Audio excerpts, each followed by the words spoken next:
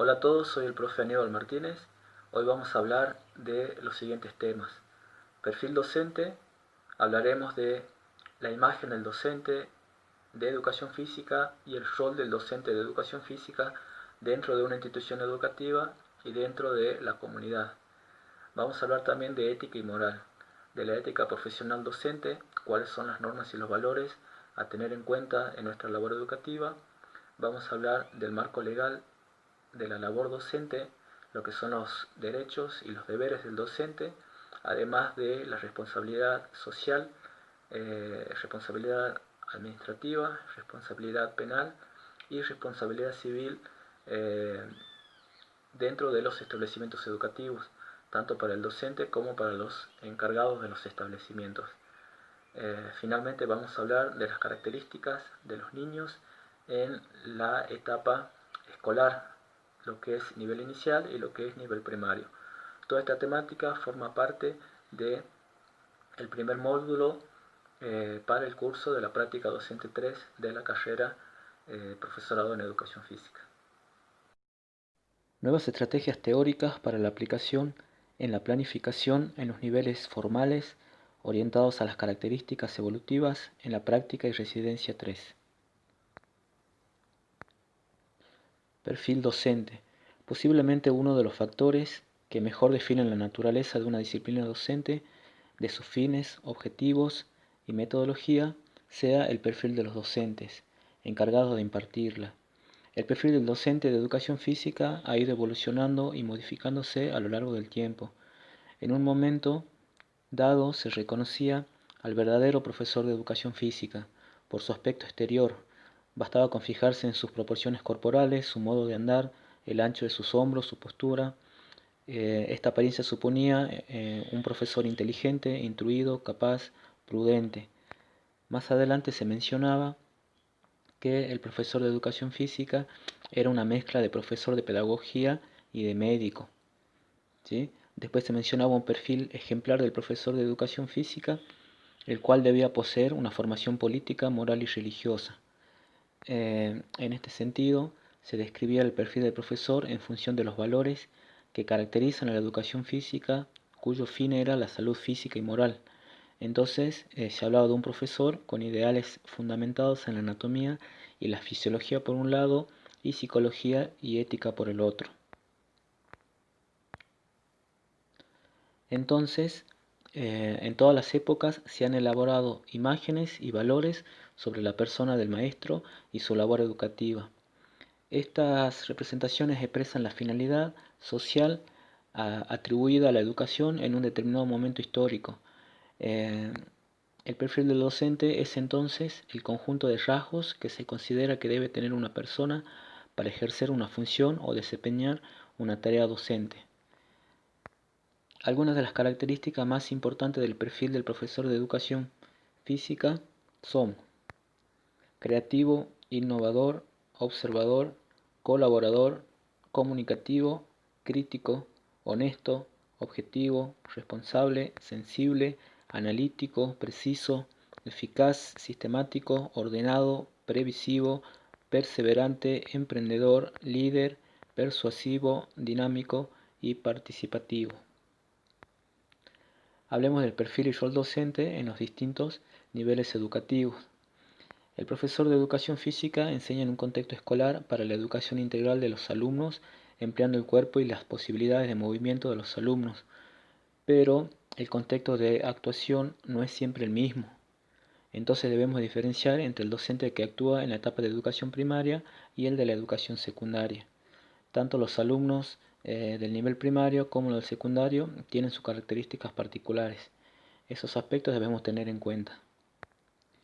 Hablemos del perfil de egresado de educación física. Partimos de la idea de que la docencia se centra en la enseñanza entendida como una acción intencional para la transmisión de la cultura y el conocimiento de las escuelas para el desarrollo de potencialidades y capacidades de los alumnos.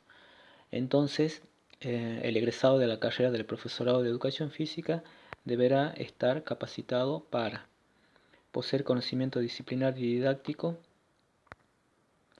organizar administrar y desarrollar actividades físicas destinadas a poblaciones especiales y personas con necesidades educativas especiales, como personas con diabetes, con obesidad, con asma. Reconocer el valor de la investigación y la capacitación permanente. Identificar las diferentes teorías de enseñanza y aprendizaje que sustentan su acción. Facilitar a los alumnos el acceso al conocimiento y su valoración. Proyectar acciones comunitarias, garantizar la igualdad de oportunidades, integrar la práctica con el saber teórico, ser abierto a la reflexión, reconstruir el enseñar y aprender de manera permanente, fundamentar teóricamente sus prácticas pedagógicas en función de la escuela y de la educación. Hablemos del rol prescripto. La formación profesional busca un determinado rol para el profesor de educación física. Esto está determinado por la ley de educación vigente, que se traduce a la voluntad de la sociedad. Esto genera sí o sí una tensión por la diferencia de roles entre una institución y otra. Cada institución plantea normas que deben ser cumplidas, entonces debemos diferenciar entre el rol asignado para el cual fuimos formados y el rol ideal el cual adoptamos como estilo de vida.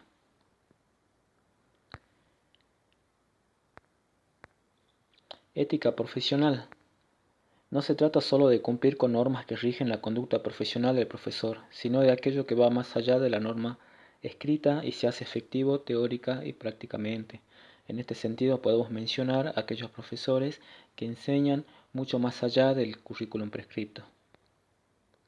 Debemos ser conscientes de nuestras tenencias prácticas, intelectivas y morales, desarrollarlas permanentemente y ponerlas a disposición de los alumnos para ayudarlos a crecer cognitiva, afectiva y moralmente de manera integral. Recordemos que moral es lo vivido y practicado por una colectividad determinada, vendría a ser lo fáctico, lo experiencial, mientras que la ética hace referencia a una reflexión teórica sobre la moral. Tenemos que diferenciar lo que es la ética general, que tiene que ver con lo que está bien, lo que está mal para la persona en sí. Y la ética especial o profesional, que hace referencia a aquello que está bien, que está mal, que se debe hacer, que no se debe hacer, valores y normas que rigen dentro de un área específica, en este caso el área de la educación física. Hablemos de la ética profesional docente. El docente debe respetar las ideas y opiniones políticas, religiosas y la vida privada de las personas con quien se relaciona profesionalmente. Procurar puntualidad y aprovechar el tiempo destinado a las actividades educativas. Evitar ejercer la profesión si la capacidad profesional se encuentra limitada.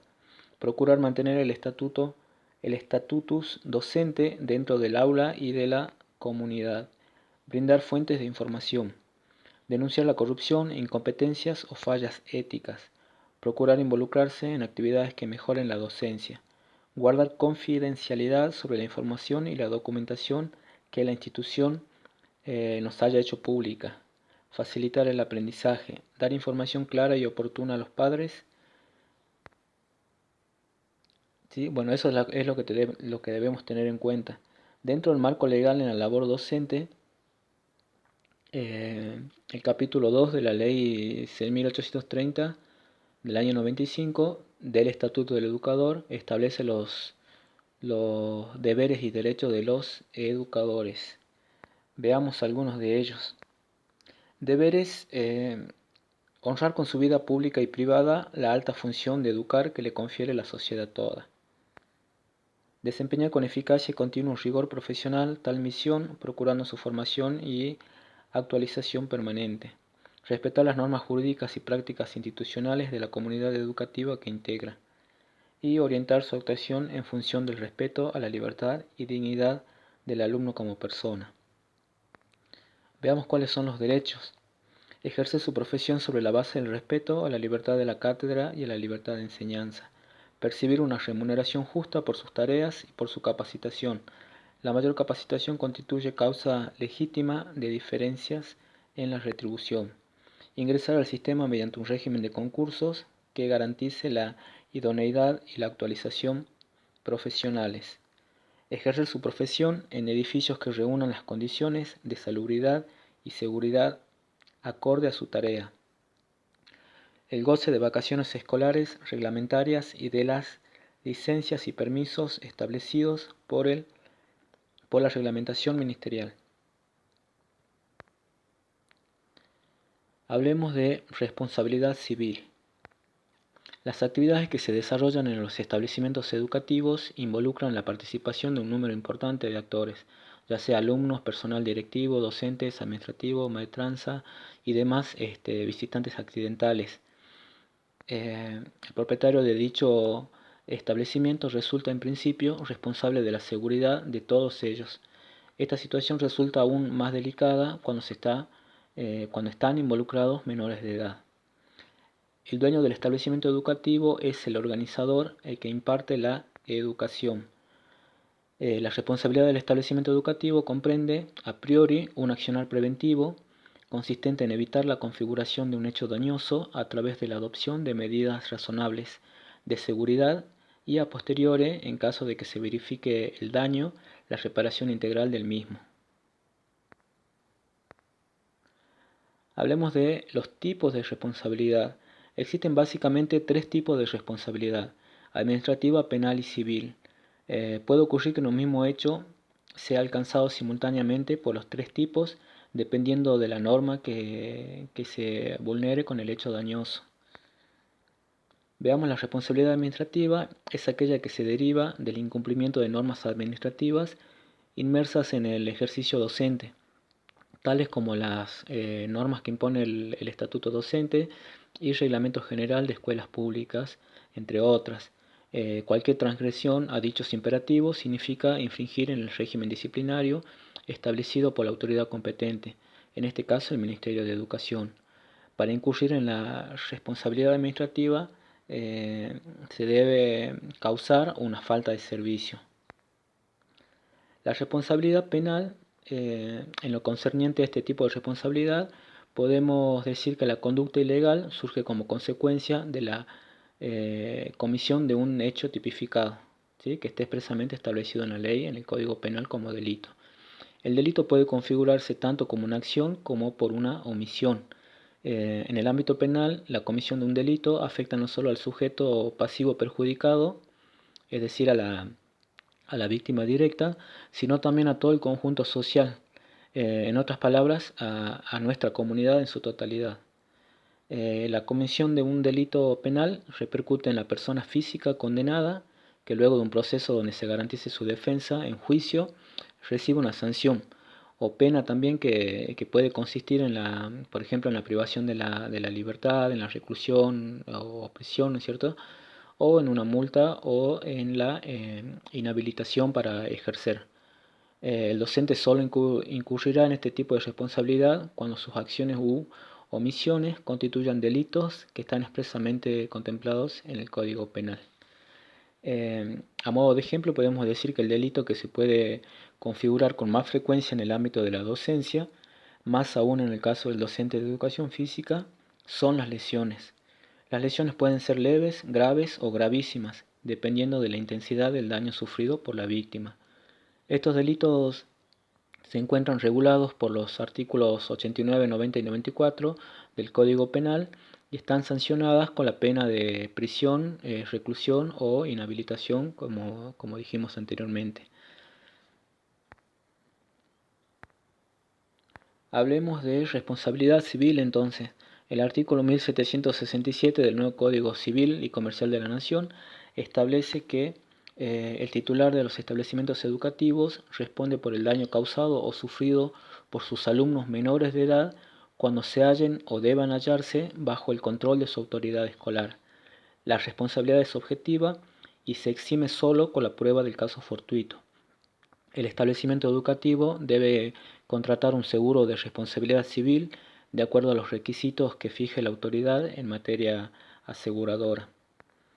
La responsabilidad civil intenta asegurar a las víctimas del daño su reparación, procurando restituir las cosas al estado en el que se encontraba antes del daño. Entonces, por este motivo, y a diferencia del sistema penal, que es represivo, la sanción se aplica en los casos de responsabilidad civil, es en principio indemnizatoria o reparadora.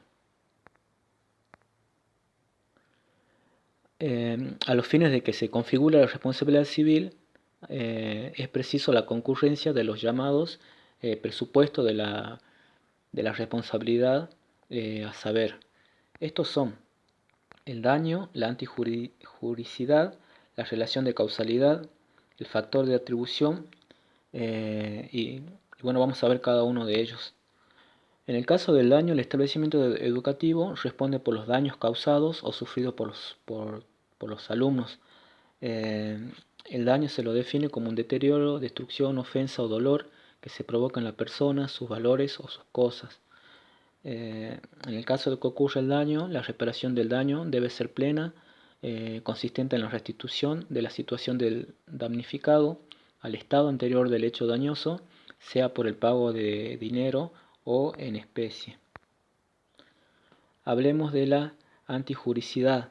El hecho dañoso debe haberse producido como consecuencia de un hecho u omisión contrario al derecho y al ordenamiento jurídico, es decir, todos aquellos hechos que sean contrarios a la ley.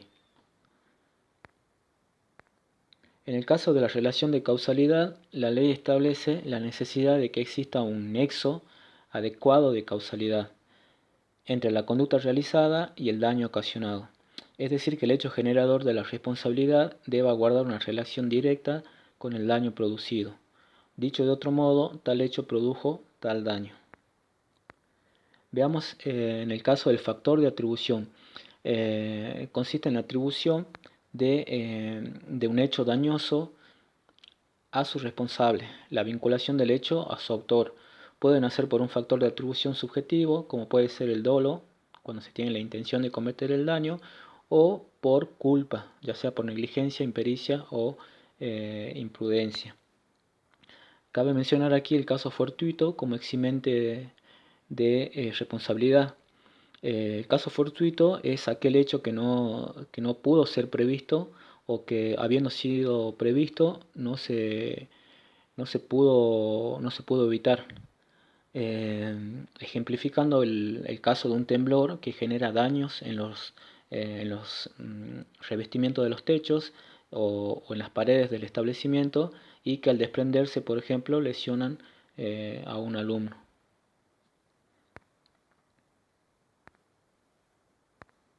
Veamos cuál es la responsabilidad específica del docente. Los directivos y docentes no se encuentran liberados de todo tipo de responsabilidad, porque podrían ser responsables en forma directa si se demuestra que obraron con dolo o culpa. En tal caso, son ellos los que deben reparar el daño causado. Veamos el primer caso, que es la culpa. La culpa consiste en la omisión de la diligencia debida según la naturaleza de la obligación y las circunstancias de la persona, el tiempo y el lugar. Es decir, que las consecuencias dañosas de la conducta de un sujeto pudieron ser previstas por una persona de prudencia común, o aun cuando prevista el agente no tuvo tal consideración.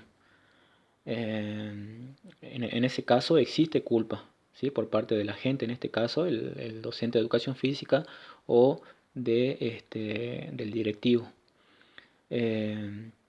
La culpa docente puede configurarse por negligencia. Esto es toda conducta omisiva, contraria a las normas que imponen determinado comportamiento atento, previsor e inteligente. Obra con negligencia quien no toma las debidas precauciones, no hace lo necesario o lo hace insuficientemente. Por ejemplo, en una escuela donde se dictan clases de natación y el docente se ausenta por unos minutos, dejando a los alumnos sin vigilancia. La imprudencia, por su parte, es decir, una conducta positiva que consiste en una acción de la cual habría que abstenerse, o en una acción que ha sido realizada de manera no adecuada, precipitada o prematuramente. Por ejemplo, un docente de educación física que somete a sus alumnos a una prueba física de alta intensidad sin haber corroborado previamente las aptitudes y las capacidades de sus alumnos. La culpa también puede ocurrir por impericia. La impericia es una conducta positiva que consiste en la incapacidad técnica para el ejercicio de una función determinada, profesión o arte, como por ejemplo un profesor de educación física sin conocimientos técnicos sobre una disciplina específica, como puede ser, digamos, la gimnasia acrobática, que es una actividad que de por sí conlleva cierto riesgo, haga practicar a sus alumnos ejercicio de la misma.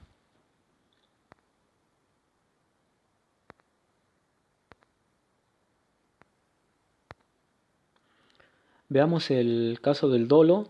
El dolo se configura por la producción de un daño de manera intencional o con manifiesta indiferencia por los intereses ajenos. Incurre en dolo el docente que actúa con expresa intención de dañar. Un ejemplo de esta situación puede ser que el docente que conoce de manera confidencial una afección que sufre un alumno y de manera maliciosa la da a conocer a sus compañeros con la finalidad de avergonzarlo, de generarle un daño moral. En los casos de dolo se agrava la responsabilidad.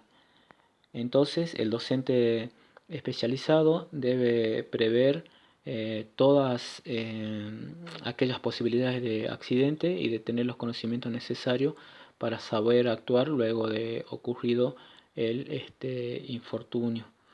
De todas formas, el docente tiene a su disposición mayores eximientes de responsabilidad,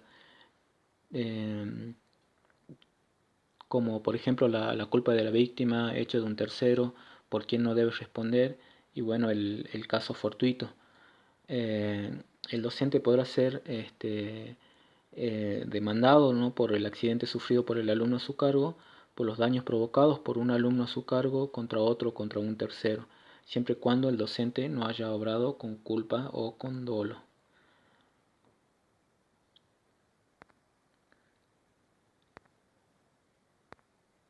Veamos la concurrencia de responsabilidades.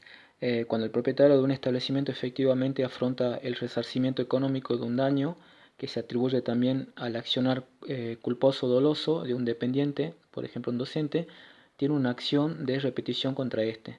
Esto implicaría que en el hipotético caso un daño sufrido por un alumno en el que haya mediado dolo o culpa del docente y el dueño del establecimiento educativo haya solventado dicho resarcimiento, este último puede exigir y recuperar de parte del docente la suma abonada o lo que hubiese correspondido.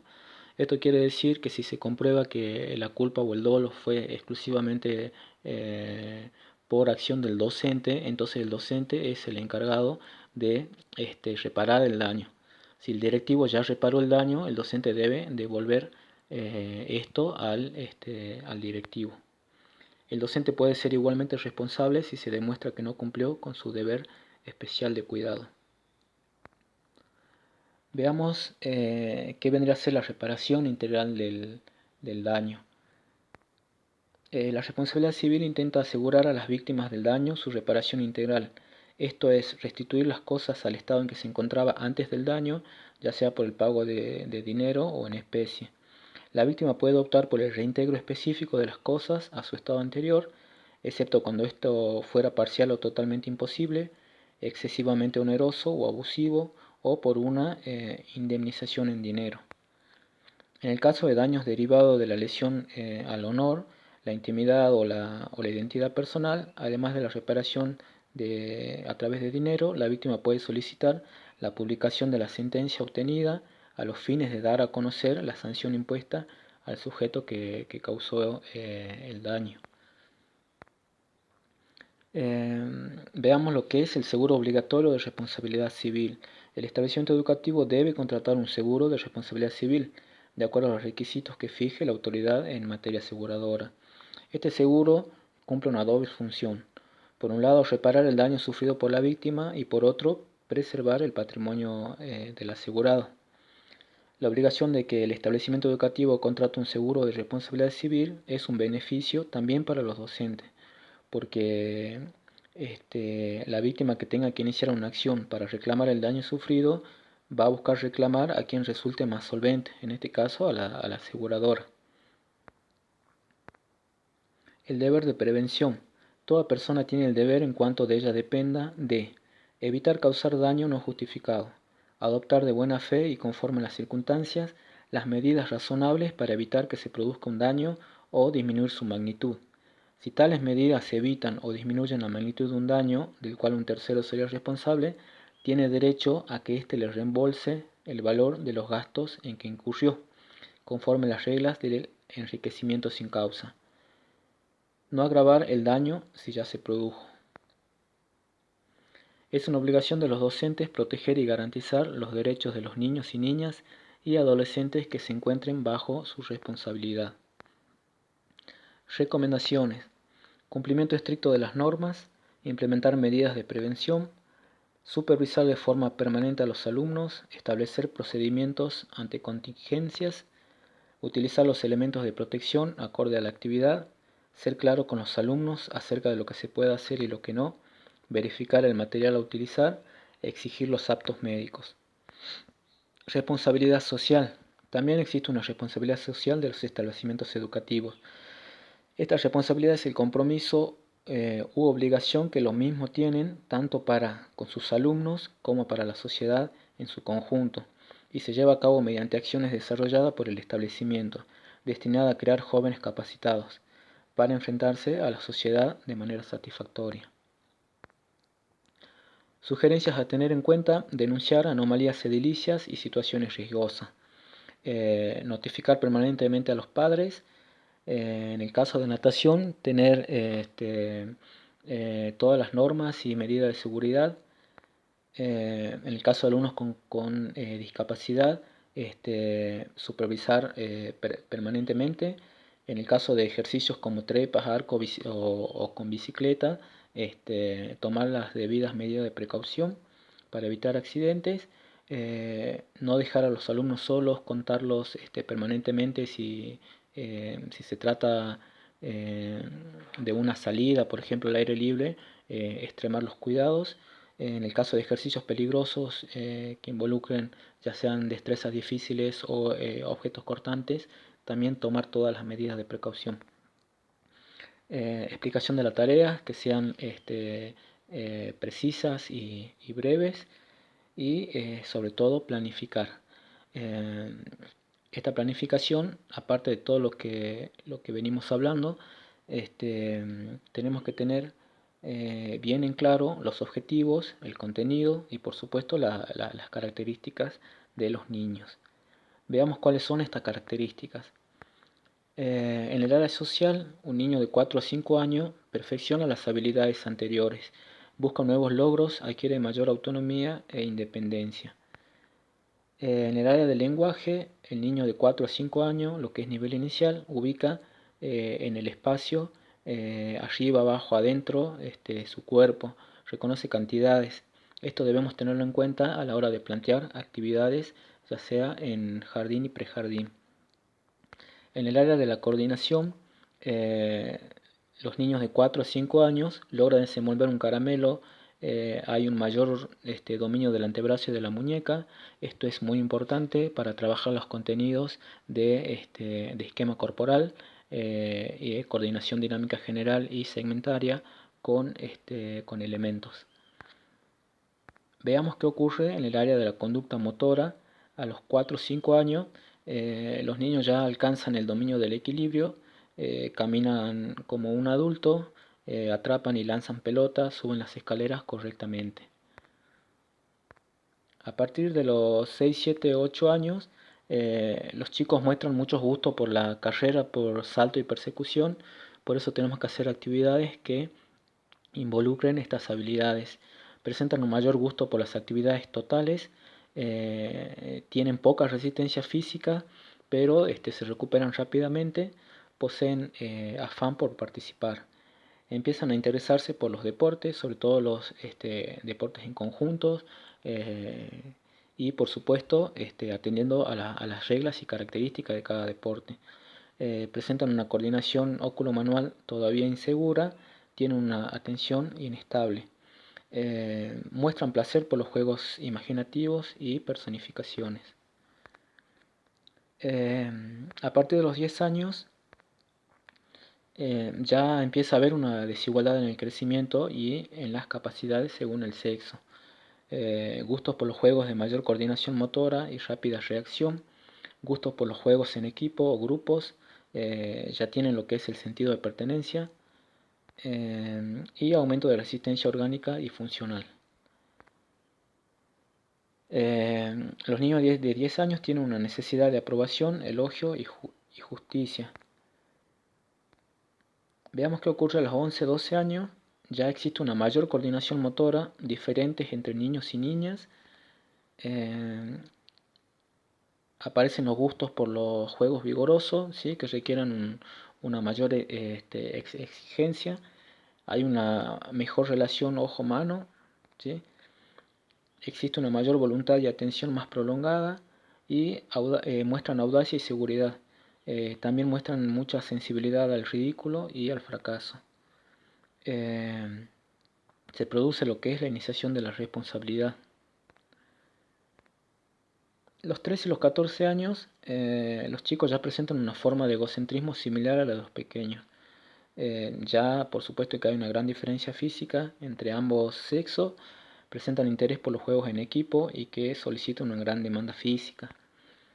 Estas serían las características más importantes y más sobresalientes de los niños dentro de nivel inicial y nivel primario. Todo esto tenemos que tener en cuenta a la hora de planificar y después tratar de relacionar toda la teoría con la práctica.